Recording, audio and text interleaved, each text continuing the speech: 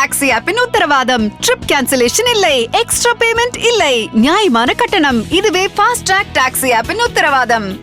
மக்களவைத் தேர்தலில் போட்டியிடும் 21 வேட்பாளர்களின் பெயர்களை திமுக அறிவித்துள்ளது. இதில் 11 பேர் புதுமுக வேட்பாளர்கள், 3 பேர் பெண்கள் ஆவர்.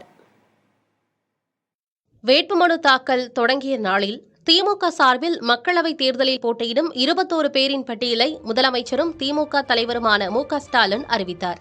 சென்னையின் 3 தொகுதிகளிலும் தற்போதைய மக்களவை உறுப்பினர்களுக்கே வாய்ப்பு வழங்கப்பட்டுள்ளது. வடசென்னையில் கலாநிதி வீராசாமி, மத்திய சென்னையில் தயாநிதி மாறன், தென் சென்னையில் தமிழச்சி தங்கபாண்டியன் ஆகியோர் மீண்டும் களம் காண்கிறார்கள். ஸ்ரீபெரும்புதூரில் டி.ஆர். பாலு, அரக்கோணத்தில் ஜெகத் ரட்சகன், தூத்துக்குடியில் கனிமொழி ஆகியோருக்கு மீண்டும் வாய்ப்பளிக்கப்பட்டுள்ளது. மிக மகிழ்ச்சியான ஒரு விஷயம். சென்ற முறை 2 பேர் தான் திராவிட முன்னேற்ற கழகத்தின் சார்பிலே பெண் பார்லிமெண்டேரியன்ஸா அங்க போகக்கூடிய வாய்ப்பு கிடைத்திருக்கிறது. இந்த முறை 3 பேர் போக போகிறோம் என்று நினைக்கும் பொழுது மகிழ்ச்சியாக இருக்கு. நீலகிரியில் ஆர். ஆசா, வேலூரில் கதிரானந்த், காஞ்சிபுரத்தில் செல்வம் ஆகியோர் மீண்டும் திமுக சார்பில் களம் காண உள்ளனர். திருவண்ணாமலையில் சி.என். அண்ணாதுரைக்கு 2வது முறையாக வாய்ப்பளிக்கப்பட்டுள்ளது.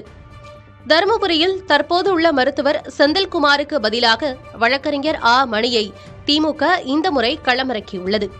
சேலத்தில் தற்போதைய உறுப்பினர் எஸ்.ஆர். பார்த்திபனுக்கு பதில் முன்னாள் அமைச்சர் செல்வ கணபதியை திமுக தலைமை தேர்வு செய்துள்ளது. கோவையில் கணபதி ராஜ்குமார், தேனியில் தங்க தமிழ் செல்வன், தென்காசியில் ராணி ஆகியோர் திமுக சார்பில் போட்டியிட உள்ளனர்.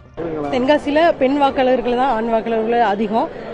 தலைவர் முதலமைச்சர் அவர்கள் மகளிருக்கு நிறைய நலத்திட்ட உதவிகள்லாம் செஞ்சிருக்காங்க.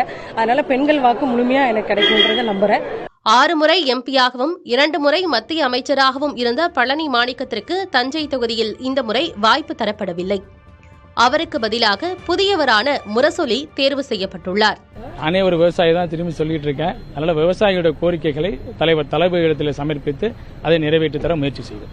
கள்ளக்குறிச்சியில் தற்போதைய எம்பியும் முன்னாள் அமைச்சர் பொன்முடியின் மகனுமான கௌதம சிகாமணிக்கு வாய்ப்பு மறுக்கப்பட்டுள்ள நிலையில் மலையரசன் என்ற புதுமுகம் களம் காண உள்ளார். அமைச்சர்கள் துரைமுருகன், கே.என். நேரு ஆகியோரின் மகன்களுக்கும் வாய்ப்பு வழங்கப்பட்டுள்ளது.